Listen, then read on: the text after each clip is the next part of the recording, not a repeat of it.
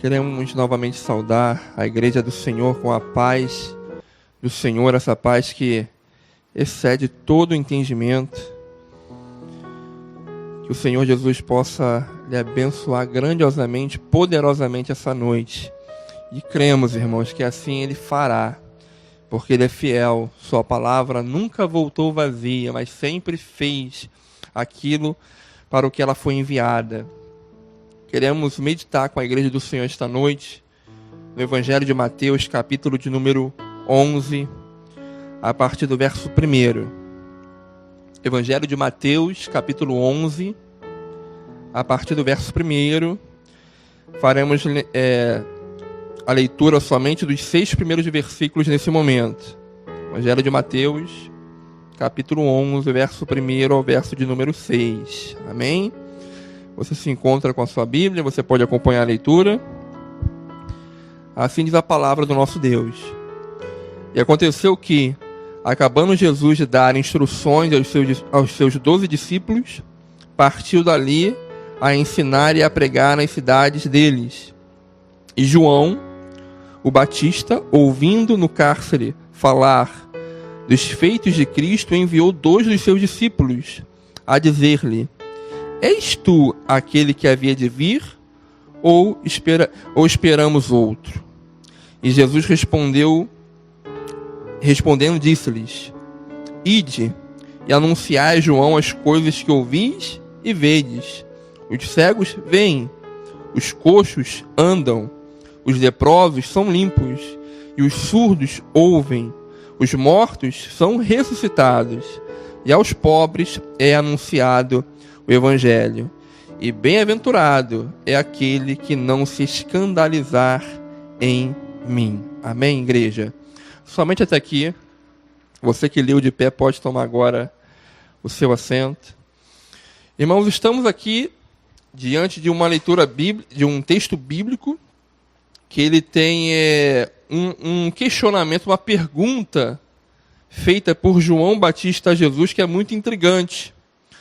E digo isso pelo fato de tudo o que João Batista representava, de tudo que João Batista era, significava na vinda de Cristo.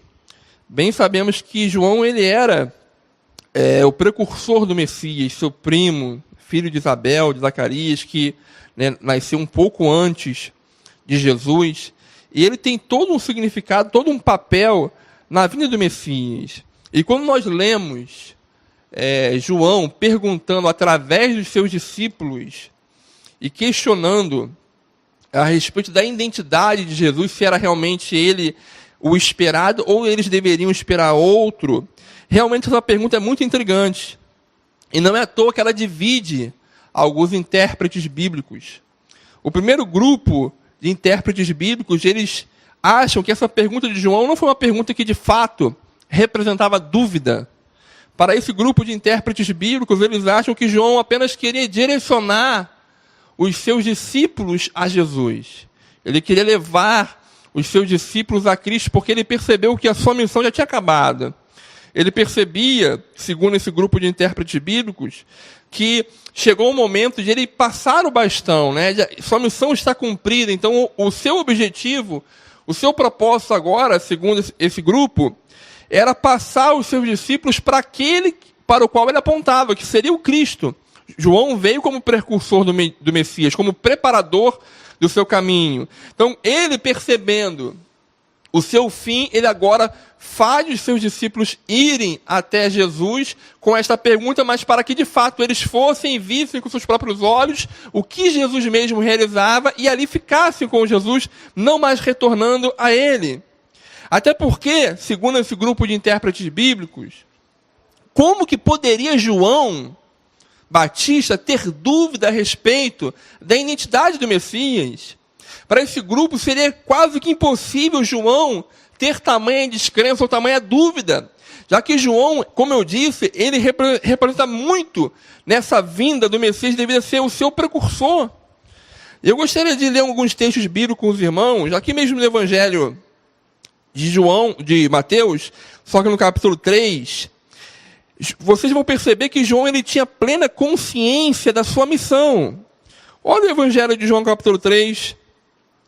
Vamos ler a partir do verso 1. E naqueles dias apareceu João Batista pregando no deserto da Judéia e dizendo: arrependei-vos, porque está próximo o reino dos céus. Então João, ele era um pregador do reino. No versículo agora de número 6. E eram por ele batizados no Rio Jordão, confessando os seus pecados. Então João também, o Batista, ele batizava. Ele era um pregador do reino e batizavam aqueles que saíam das cidades e iam até o deserto se encontrar com ele, e ali ele batizava no Rio Jordão aquelas pessoas. Então ele pregava o evangelho, João batizava. Versículo de número 11. João falando: e eu em verdade vos batizo com água para o arrependimento, mas aquele que vem após mim é mais poderoso do que eu, cujas sandálias não sou digno de levar. Ele vos batizará com o Espírito Santo e com fogo. Então nós vemos aqui João cumprindo o seu ministério de precursor. Ele está anunciando o Messias, a vinda do Messias. Então João ele prega o evangelho do reino. João batiza, João anuncia a vinda do Messias. Então como é que pode João, sabendo de tudo isso, como que ele poderia sequer ser tentado e cair na tentação de duvidar a respeito da identidade do Messias, como nós lemos no capítulo 11. Continuando, agora no verso de número 14, João reconheceu Jesus no batismo, pedindo para ser batizado por ele, no versículo 14. Mas João opunha-se-lhe, dizendo: eu careço de ser batizado por ti, e vens tu a mim? Então, quando João Batista se encontra com o Messias, o que ele pensa? Não, eu que tenho que ser batizado por você, e você vem a mim para eu te batizar? Então, ele reconhece Jesus no batismo. Um pouquinho mais para frente, agora no verso 17, após o batismo de Jesus, olha o que ocorre. E eis que uma voz dos céus dizia: este é o meu filho amado, em quem me comprazo. João foi testemunha dessa voz. João Batista ouviu essa voz vinda dos céus, dizendo que Jesus era o filho amado. Como pode João Batista sequer duvidar? Lá no Evangelho de Mateus, capítulo 11, a partir do verso 1, que nós lemos. Então, para esse grupo de intérpretes bíblicos, não tem como João Batista ter duvidado da identidade do Messias. Para esse grupo de intérpretes bíblicos, como eu falei no início, ele apenas queria conduzir os seus discípulos a Jesus e usou isso como um artifício. Venha comigo agora no Evangelho de João, agora no capítulo 1. Evangelho de João, capítulo 1.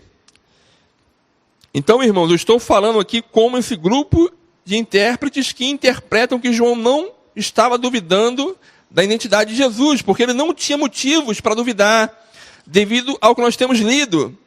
Aqui no Evangelho de João, capítulo 1, verso 32 até o 34, diz assim: e João testificou dizendo: eu vi o Espírito descer do céu como pomba e repousar sobre ele. E eu não o conhecia, mas o que me mandou a batizar com água, e o que me mandou batizar com água, esse me disse: sobre aquele que vires descer o Espírito e sobre ele repousar, esse é o que batiza com o Espírito Santo. Versículo 34. E eu vi, tenho testificado que este é o Filho de Deus. Então percebam, irmãos, João Batista recebeu um sinal de Deus. Olha, aquele sobre o qual desceu o Espírito, você vai ter certeza que esse é o Messias, que você foi enviado à frente para preparar o seu caminho. E ele diz isso no verso 34, ele fala: olha, eu tenho testificado que este é o Filho de Deus. Então não havia motivos para João Batista sequer pensar em duvidar a respeito da identidade de Jesus. Então esses são os argumentos desse primeiro grupo que diz que o Evangelho de Mateus, capítulo 11, quando João fala para os seus discípulos e manda os seus discípulos perguntarem a Jesus: és tu aquele que havia de vir ou esperaremos outro? Para esse grupo, essa pergunta não havia dúvida na pessoa de João. Só que também é um outro grupo. E esse segundo grupo diz o contrário, fala assim, não, de fato João, ele duvidou. De fato, João, essa pergunta era sincera, não era uma maneira de ele enviar os seus discípulos a Jesus. Ele, de fato, queria saber aquilo. Até porque ele estava preso. E uma das missões do Messias era libertar os cativos. Então, talvez, para esse grupo de intérpretes bíblicos, João estava meio que num conflito pessoal no cárcere. E ele, de fato, enviou sinceramente os seus discípulos a perguntar isso a Jesus. E esse grupo diz o seguinte, olha, a pergunta traria mais dúvidas aos seus discípulos, já que transmitia dúvida e não fé, incerteza e não confiança. O que faz sentido. É uma pergunta que traz incerteza, é uma pergunta que traz desconfiança, não traz fé, não traz esperança. Como que ele iria conduzir os seus discípulos a Jesus através de uma pergunta que traria mais dúvida em seus corações do que fé em seus corações? Outro ponto desse segundo grupo diz o seguinte, olha, por que João Batista não fez o que ele já tinha feito antes com outros discípulos? Novamente aqui no Evangelho de João, no capítulo 1 ainda, olha o que João Batista faz com alguns de seus discípulos, a partir do verso de número 35. João 1:35 diz, no dia seguinte João estava outra vez ali e 2 dos seus discípulos, e vendo passar a Jesus, disse, eis aqui o Cordeiro de Deus. E os seus 2 discípulos ouviram dizer isto, seguiram a Jesus, e Jesus voltando-se e vendo que eles o seguiam, disse-lhes, que buscais? E eles disseram, Rabi, que traduzido quer dizer, mestre, onde moras? Ele lhe disse, vinde e vede. Foram e viram onde morava, e ficaram com ele aquele dia, e era já quase a hora 10ª. Então percebam, olha o verso 40. Era André, irmão de Simão Pedro, um dos 2 que ouviram aquilo de João e o havia seguido. Então perceba o seguinte, André, ele seguiu a Jesus por causa que João falou o quê? Nós lemos aqui, ele disse o seguinte, ó, eis aí o Cordeiro de Deus que tira o pecado do mundo. Então, para esse segundo grupo, se João de fato queria passar o bastão para Jesus, levar os seus discípulos para Jesus, ele não iria fazer aquela pergunta, és tu mesmo ou esperaremos outro? Mas João simplesmente iria direcioná-los para Jesus, dizendo o seguinte, olha, ele é o Cordeiro de Deus. É ele quem tira o pecado do mundo. Vocês agora não devem mais me seguir, porque a minha missão já foi cumprida. Agora, vocês vão segui-lo. Então, para esse segundo grupo, irmão, de fato, havia um pouco de incerteza ou de insegurança na pessoa de João Batista em relação à identidade de Jesus, pelo simples fato do local aonde ele se encontrava. O fato, irmãos, que é impossível nós sabermos o que estava no coração de João, quando ele fez aquela pergunta através dos seus discípulos. Mas, para nessa mensagem aqui, nós vamos tomar o segundo ponto, vamos ficar com o segundo grupo. Vamos imaginar por um momento que, de fato, João duvidou naquelas circunstâncias. E eu gostaria que nessa noite, irmão, nós aprendêssemos 3 coisas com a dúvida de João. Você vai aprender 3 coisas com a dúvida de João Batista. Voltando agora para o texto base, Evangelho de Mateus, capítulo 11, a partir do verso de número 1. Primeira coisa, as circunstâncias que nos cercam podem nos fazer duvidar. Olha o que diz o verso 2, do capítulo 11 de Mateus. E João, ouvindo no cárcere falar dos feitos de Cristo, enviou 2 de seus discípulos. Aonde João estava? No cárcere. Vá comigo rapidamente no Evangelho de Lucas, capítulo 3, a partir do verso de número 19. Evangelho de Lucas. Daqui a pouco a gente vai voltar para o Evangelho de Mateus, capítulo 11, tá? Vamos só rapidinho em Lucas, pegar o texto de Lucas emprestado e voltar aqui para Mateus. Lucas 3, 19. Diz assim, sendo, porém, o tetrarca Herodes repreendido por ele por causa de Herodias, mulher de seu irmão Filipe, e por todas as maldades que Herodes tinha feito, acrescentou a todas as outras ainda esta, a de encerrar João num cárcere. Então vemos aqui o motivo pelo qual João estava preso. João foi preso pelo simples fato de condenar um relacionamento íntimo ilícito de Herodes. Então João é posto no cárcere. E voltando agora para o Evangelho de Mateus capítulo 11, naquela circunstância, naquele cárcere, naquela prisão, João, nós não sabemos o que passa pela cabeça de João, e ele resolve chamar os seus 2 discípulos e fazer essa pergunta a Jesus.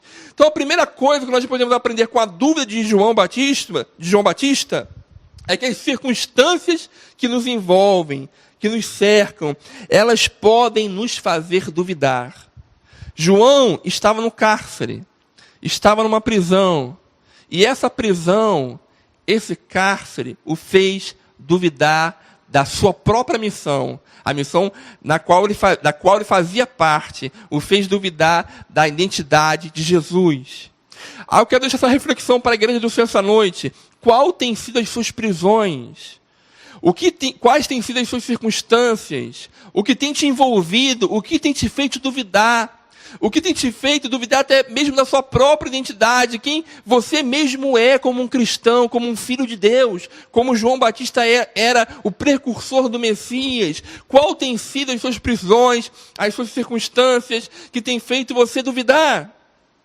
Irmãos, cada um tem as suas prisões. Quando eu digo prisões, digo circunstâncias que nos trazem medo, problemas que tentam nos subjugar, dificuldades que tentam nos fazer, nos amedrontar. João Batista passou por isso, você e eu passamos não com uma prisão factível, não com uma prisão física, natural, mas nos passamos através de problemas, de situações, obrigado, através de problemas e de situações. Mas agora o curioso é que a mesma prisão da injustiça, porque João foi preso injustamente, a mesma prisão da injustiça que gerou descrença em João Batista foi a mesma prisão da injustiça que deu oportunidades para Paulo. Paulo, ele escreveu várias cartas em prisão.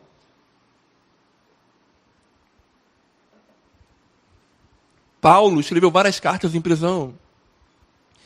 A mesma prisão injusta que trouxe dúvida ao coração de João Batista foi a mesma prisão injusta que trouxe razões para Paulo continuar acreditando e escrevendo cartas de amor, de incentivo, de apoio à igreja. É aquela velha história, né? Tem gente que pega o limão da vida e faz uma limonada. Aí eu pergunto novamente, a primeira coisa que aprendemos com a prisão de João, com a dúvida de João, o que nós temos feito com as nossas prisões? As circunstâncias da vida, elas de fato podem nos trazer dúvidas. Nos trazer circunstâncias que de fato venham tentar nos esfriar, nos tentar apagar a fé. Mas, irmãos, isso não pode ser motivo para nós duvidarmos de nós mesmos e duvidarmos da pessoa maravilhosa de Jesus Cristo. Volto a falar, a prisão que para João foi algo que trouxe dúvida, para Paulo foi uma oportunidade, irmãos. É hora de você olhar para as incertezas que as suas circunstâncias trazem ao seu coração e não ver ali dúvida, mas ver oportunidade de ainda glorificar o nome do Senhor, de ainda fazer a obra do Senhor, de ainda pregar o nome, a palavra do Senhor. A segunda coisa, irmãos, que podemos aprender com a dúvida de João, é que quando nos atentamos aos sinais de Deus, as dúvidas, elas têm que desaparecer. Quando nós olhamos para as obras de Deus, as dúvidas, elas não podem permanecer. Olha novamente para o Evangelho de Mateus, capítulo 11. Quando esses discípulos chegam até Jesus e falam, olha, João nos mandou. Ele quer saber se o Senhor é o Messias de fato ou temos que esperar outro. Jesus fala o seguinte para eles, olhem, versículo 4. Ide, anunciai a João as coisas que ouvis e vedes. E o que eles estavam ouvindo e vendo? Versículo 5. Os cegos, eles veem. Os coxos, eles andam. Os leprosos são limpos. Os surdos ouvem. Os mortos são ressuscitados. E aos pobres é anunciado o evangelho. Bem-aventurado é aquele que não se escandalizar em mim. Bem-aventurado aquele que não ver em mim motivo de tropeço. Bem-aventurado é aquele que confia, que crê em mim. Bem-aventurado. Então Jesus fala para os seus discípulos, olha, vejam vocês mesmos. com seus próprios olhos o que eu tenho feito, que são sinais. São sinais, está lá no Evangelho de Lucas, capítulo 4. Você vê ele na sinagoga lendo o profeta Isaías, falando dos sinais que seguiriam o Messias. E eis aqui os sinais que seguiam a Jesus, comprovando, autenticando que de fato Jesus era aquele que havia de vir. Então vejam e falem com João. Vejam e contem para ele que bem-aventurado é aquele que crê em mim, que não se escandaliza em mim. Irmãos, o que nós precisamos, irmãos, para poder parar de duvidar, o que nós precisamos, irmãos, para pararmos de permitir que as circunstâncias abalem a nossa fé, é olharmos para além das barreiras, dos limites das prisões que nos envolvem. Porque o mundo não gira em nosso torno, ao nosso redor, em torno de nós. O mundo não é só o meu problema. Às vezes eu estou com um problema enorme aqui que é difícil de resolver, mas em outro lugar Deus está curando pessoas. Há pessoas de câncer sendo curadas, há pessoas sendo libertadas, há pessoas sendo salvas. Então não é porque eu tenho um problema hoje, aqui agora, que Deus só vive em minha função e o mundo está acabando porque o meu problema está aqui. Não!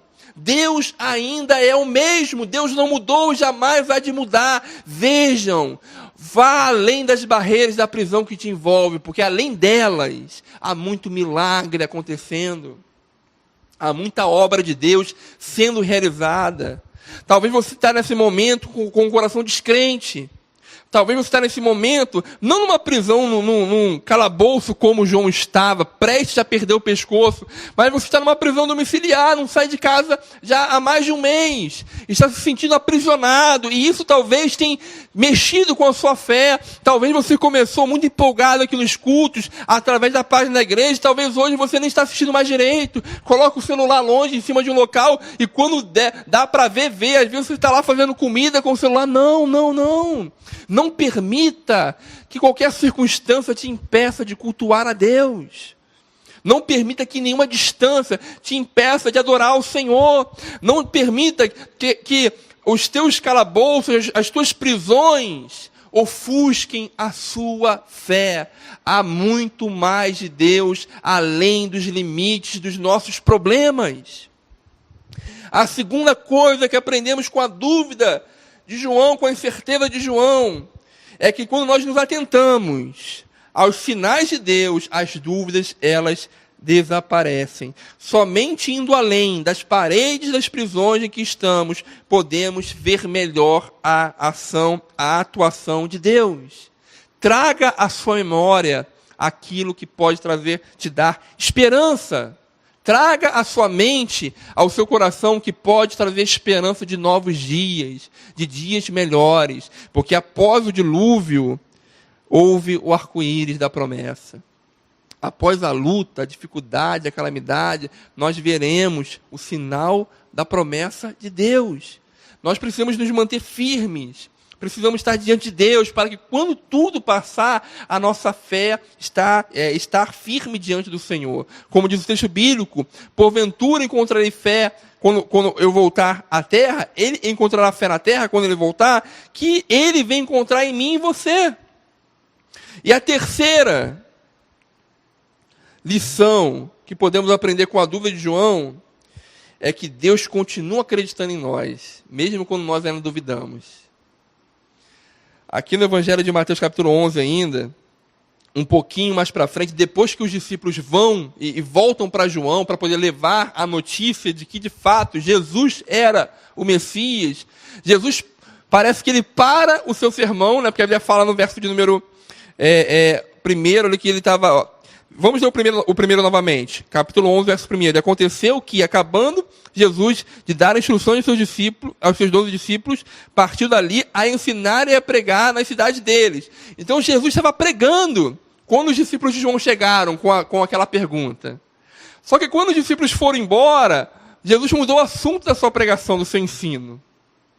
Quando os discípulos de João vão embora para levar a boa notícia do Evangelho, que de fato Jesus estava no meio deles, o Messias estava no meio deles, Jesus muda o seu assunto, muda o tema da mensagem, e ele começa a falar a respeito de João. Olha o que diz o verso de número... vamos ler a partir do verso 7? E partindo eles... Irmãos, o problema de a gente fazer culto ao vivo é que não tem igreja para ler para a gente poder beber água, né? Então vou ter que beber um pouquinho de água aqui. Você me espera aí, tá? Agora eu vou ler, 7. E partindo eles, começou Jesus a dizer às multidões a respeito de João: o que fostes ver no deserto? Uma cana agitada pelo vento? Sim, o que fostes ver? Um homem ricamente vestido? Os que trajam ricamente estão nas casas dos reis. Mas, então o que fostes ver? Um profeta? Sim, vos digo eu, e muito mais do que profeta. Então Jesus fala que João era muito mais que um profeta. Versículo de número 10. Porque é este de quem está escrito: eis que diante da tua face envio o meu anjo, que preparará diante de ti o teu caminho. Então perceba aqui Jesus dando testemunho de João Batista. Ele de fato era o precursor. Ele de fato era aquele que viria antes de mim para preparar o caminho. Olha que interessante, irmãos. João manda seus discípulos para perguntar para Jesus se de fato ele era quem era. Mas Jesus nunca duvidou de quem era João.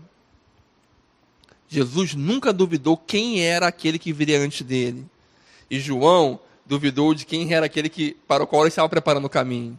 Ainda que no seu coração haja dúvida, ainda que as prisões da vida te façam duvidar por algum momento sequer, Deus nunca vai duvidar de você. Deus sempre vai saber quem é você.